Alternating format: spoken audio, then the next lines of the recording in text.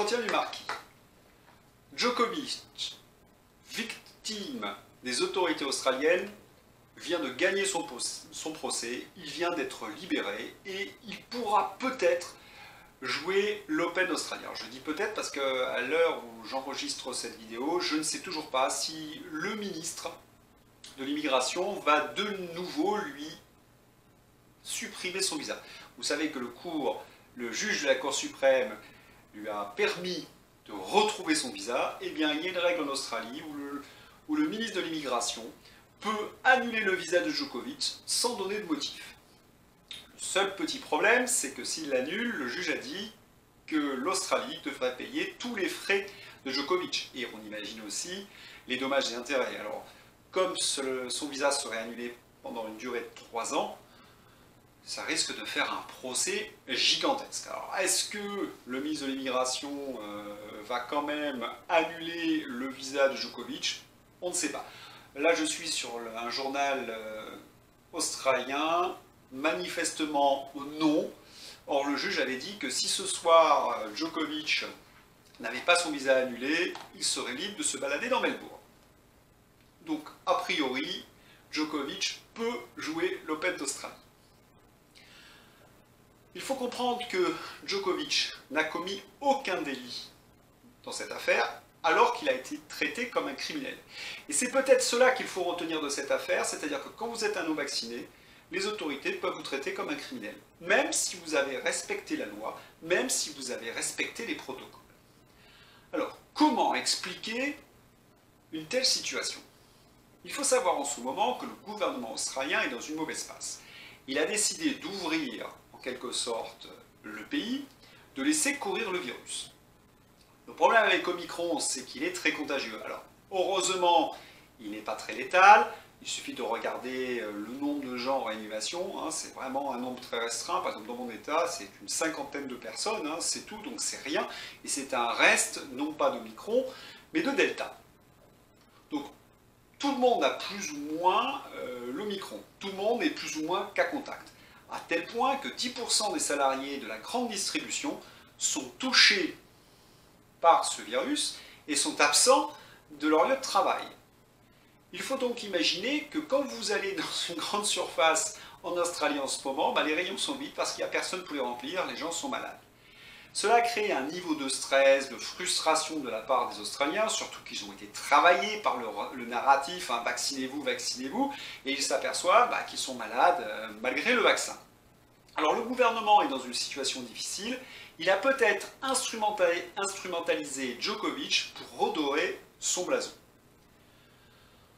Il faut aussi ajouter que les tests PCR ne sont maintenant plus mis en population générale. Pour avoir droit à un test PCR, il faut d'abord acheter un test antigénique, il faut qu'il soit positif, et là seulement vous avez le droit de faire un test PCR. Petit souci, il n'y a plus de test antigénique dans les pharmacies. Alors vous comprenez qu'il y a une grande tension et que souvent, et je vous ai souvent expliqué que quand il y a un problème, on va essayer de déplacer le problème sur quelque chose de secondaire. Djokovic a été en quelque sorte, comme d'habitude, un bouc émissaire. En France, il y a des boucs émissaires. En Australie, ça a été Novak Djokovic. Alors, pour comprendre ce qui s'est passé, Djokovic, étant non vacciné, a dû demander une exemption.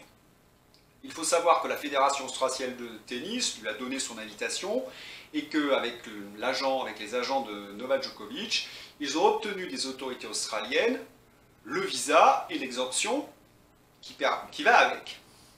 Donc, Djokovic avait toutes les pièces. Alors, son exemption est pour des raisons médicales. La presse a énormément écrit sur le fait que Djokovic n'avait pas le droit à cette exemption médicale. Il se trouve, et le procès l'a montré, c'est ce que j'avais dit dans mon article, qu'il avait le droit à cette exemption médicale. C'était une fake news d'une partie des journalistes. Alors on va reprendre un petit peu l'ordre de cette tragédie. Djokovic obtient tous les papiers du gouvernement australien. Son visa, son exemption. D'autres joueurs de tennis avant lui ont pris l'avion avec les mêmes papiers et ont pu débarquer. Alors vous voyez déjà qu'il y a quelque chose qui n'est pas net. Pourquoi certains ont pu rentrer et d'autres n'ont pas pu rentrer? pourquoi Djokovic n'a pas pu rentrer. Ensuite, quelque chose qu'ignorent les gens qui n'ont jamais voyagé en Australie, et surtout pendant cette période, c'est que vous ne pouvez pas monter, embarquer dans un avion sans avoir l'autorisation de l'immigration. Alors je vous dis simplement comment ça se passe, hein, je l'ai vécu. Vous avez votre exemption des autorités australiennes. Quand vous vous présentez au comptoir d'embarquement, l'hôtesse téléphone au service d'immigration et qui lui donne évidemment l'accord si vous l'avez, et elle vous met ce qu'on appelle le green tick, la petite croix qui vous permet d'embarquer. J'ai lu dans la presse que Djokovic serait rentré dans l'avion sans avoir les papiers, sans avoir d'autorisation. C'est pas possible. Il y a des accords avec les compagnies aériennes et aucune compagnie aérienne volant sur Sydney ou Melbourne ne peut se permettre d'embarquer quelqu'un qui n'aurait pas le green tick. Donc, il a tous les papiers, il est embarqué, tout va bien. Et face au tollé du fait de cette exemption médicale qu'il aurait reçue des autorités australiennes, Scott Morrison, c'est-à-dire le pouvoir fédéral, fait annuler son exemption, sous prétexte qu'il n'a pas les éléments médicaux qui lui permettent d'avoir cette exemption. Ça se fait pendant le vol de Djokovic. Et je pense que les autorités australiennes imaginaient que Djokovic, n'ayant pas cette autorisation, aurait repris un vol le soir. Or, ça ne s'est pas du tout passé comme ça. Djokovic, furieux, qui avait fait toutes les démarches, a attaqué en justice les autorités australiennes devant la Cour fédérale. Alors, je suis encore dans l'avion, Djokovic se lève, il sort de l'avion, et là, évidemment, on passe la douane, et notamment les autorités d'immigration. Là, l'officier d'immigration, et ça a été montré par les enregistrements du procès, va lui annuler son exemption, en disant qu'il n'a pas les papiers nécessaires. En annulant son exemption, ça va lui permettre d'annuler son visa. Djokovic va être interrogé de minuit jusqu'à 5h30 du matin. À chaque fois, il va se montrer courtois, il va essayer de prouver qu'il a tous les papiers.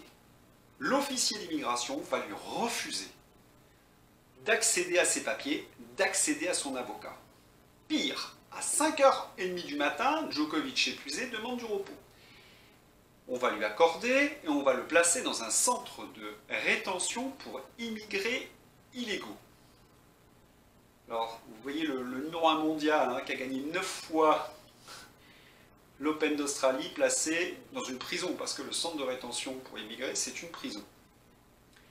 Il arrive donc dans sa cellule, parce qu'on ne peut pas dire autre chose, et à peine couché, l'officier vient le chercher, et de 6h à 8h continue l'interrogatoire. Le juge va qualifier ces méthodes de très très douteuses, parce que Djokovic avait droit à son avocat, et comme il s'était montré conciliant et qu'il avait les papiers, il aurait eu le droit de les présenter à l'officier d'immigration. Retenez bien cette phrase, le juge a dit ces méthodes très très douteuses. Et là, c'est le premier camouflet pour les autorités fédérales. Or, il va être placé, comme je vous l'ai dit, quand il va sortir, son visa est annulé, il est considéré comme un criminel, alors qu'il a respecté toutes les procédures. Alors, je vais revenir sur un fait, puisque la presse a dit qu'il n'avait pas le droit à cette exemption médicale. Or, le procès a montré qu'il avait le droit à cette exemption médicale parce qu'un médecin a conseillé à Djokovic de ne pas se faire vacciner pour des raisons médicales. Donc, dans le procès, il avait bien une exemption de vaccination pour des raisons de santé. Donc, le papier qui lui avait été donné était juste. Et on n'avait pas le droit de l'annuler. Il va être dans sa prison au milieu de reprise justice, parce qu'il ne faut pas oublier que beaucoup d'immigrés illégaux ont été arrêtés parce qu'ils ont commis des délits, dans un endroit qui est évidemment, vous imaginez un centre de rétention, la presse a montré les cafards, les rats, les vers qui couraient dans la cellule de Djokovic. Bref, Djokovic ne se laisse pas abattre, comme dirait son père, c'est Spartacus, et il porte plainte, et il veut montrer qu'il a respecté les procédures. Alors là où on touche quelque chose d'encore plus douteux. Il y a une lettre qui fuite dans la presse, qui est de Greg Hunt, qui est le ministre de la Santé qui aurait averti les autorités, la Fédération australienne de tennis, que Djokovic ne pourrait pas avoir d'exemption. Cette lettre date de décembre. Il se trouve que les autorités, la Fédération australienne de tennis n'a jamais reçu cette lettre. Il se pourrait que ça soit un faux. Vous imaginez la cabale, parce que là on peut parler de complot contre Djokovic. Alors pourquoi un tel complot? Djokovic est non vacciné, ça va poser d'énormes problèmes. Et puis, si on dit qu'un vacciné un non vacciné, qui attrape le Covid est immunisé 6 mois, il n'y a plus besoin de faire de vaccin. Et en ce moment en Australie ou dans le monde, il y a d'énormes campagnes pour la 3e, 4e, 5e picouse. Donc, on apprendrait, 6 mois, Djokovic n'a pas besoin d'être vacciné. Vous imaginez?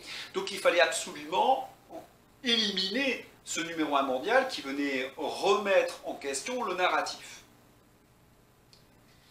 Mais, lors des auditions, Djokovic a présenté toutes les pièces, il a montré comment il avait été traité, et là, le juge, manifestement, ce Kelly est quelqu'un de très bien, puisqu'il a dit aux autorités australiennes, mais que voulez-vous que Djokovic fasse de plus?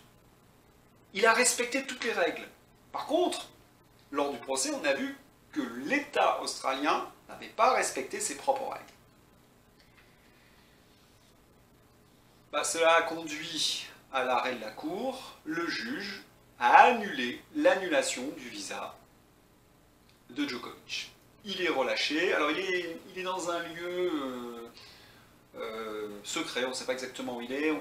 Il n'est pas retourné en prison. Il devait normalement aller à sa villa pour s'entraîner, c'est ce qu'avait dit d'abord la presse, mais manifestement pour des questions de sécurité, il est dans un lieu secret où il se repose. On lui souhaite bien du repos. Ce qu'on espère, c'est que le ministre de l'immigration ne va pas annuler de nouveau son visa, qu'il puisse jouer à l'Open d'Australie, qu'il fasse un énorme pied de nez à toute cette politique de folie qui règne dans le monde.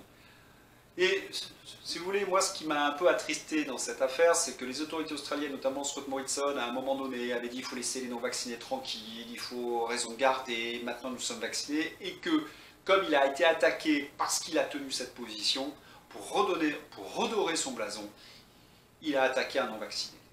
Et c'est bien là le problème, parce que nous voyons les mêmes choses en France. Quand vous êtes en échec, vous essayez de trouver des boucs émissaires, vous essayez de détourner l'attention sur un problème secondaire pour ne pas affronter la réalité ou les errements. Voilà pour cette histoire. On espère qu'elle aura une belle fin. Moi, je souhaite la victoire évidemment de Djokovic. Il est devenu en quelque sorte notre étendard. Voilà, si vous avez aimé cette vidéo, si vous avez aimé les explications que j'ai pu donner, n'hésitez pas à liker, à diffuser cette vidéo sur les réseaux sociaux. Et puis à vous abonner aussi, ça fait toujours plaisir d'être supporté. Merci, bonne soirée à vous et à bientôt pour un nouvel entretien du Marquis.